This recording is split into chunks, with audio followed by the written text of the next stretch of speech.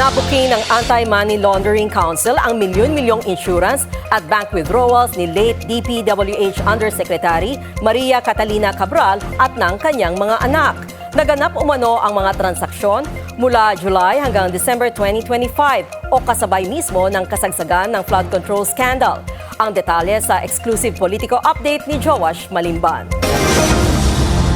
Bukod sa umano'y biglaang paglobo ng yaman nang yumaong si Maria Catalina Cabral mula nang maupo siya bilang DPWH Undersecretary, naitala rin daw ang pinakamalalaking bank at insurance transactions ng kanyang mga anak mula 2022 hanggang 2025. Ayon yan sa investigasyon ng Anti-Money Laundering Council o AMLAC. Ayon sa freeze order petition na inaprubahan ng Court of Appeals noong March 2, sinabi ng AMLAC na may indikasyon umano ng wealth preservation at intergenerational transfer ang insurance transactions na nakapangalan kay Cabral. Sa pagtatala ng AMLAC mula December 2024 hanggang October 2025, lumobo ang halaga ng iniligay na pera ng panganay na si Stephanie sa insurance policies at hinugot mula sa bank accounts na nakapangalan sa kanya. Aabot ito sa 7 transactions na may 37.7 million pesos worth of outflows. May 10 transactions namang naitala sa pangalan ng bunsong si Colleen na aabot sa mahigit 92 million pesos. 9 out of 10 transactions recorded noong 2024 at 2025 lang.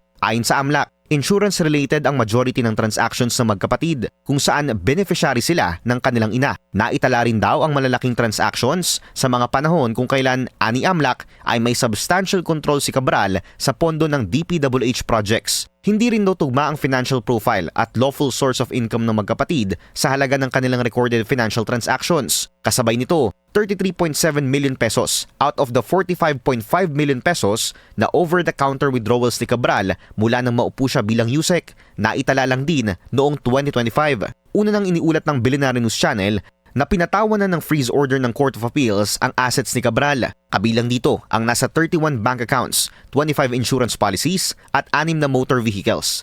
Kasunod yan ng affidavit na inihain ni former Undersecretary Roberto Bernardo na kasalukuyang nasa Witness Protection Program ng pamahalaan. Yusek Cabral would tell me that she would communicate and meet legislators to inform them of the amount of their allocations and ask them for titles of projects that they want to include in the DPWH budget.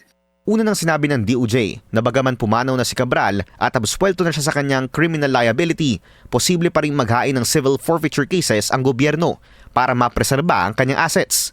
Ibig sabihin nito, hindi ligtas sa accountability ang mga pag-aari ng yumaong opisyal sakaling mapatunayan na ito ay ill-gotten wealth. Ayon sa legal counsel ni Cabral, hindi sila magbibigay ng komento o kahit na anong impormasyon kaugnay ng freeze order alinsunod sa mga probisyon ng Anti-Money Laundering Act. Joash Malimban, Billionaire News Channel.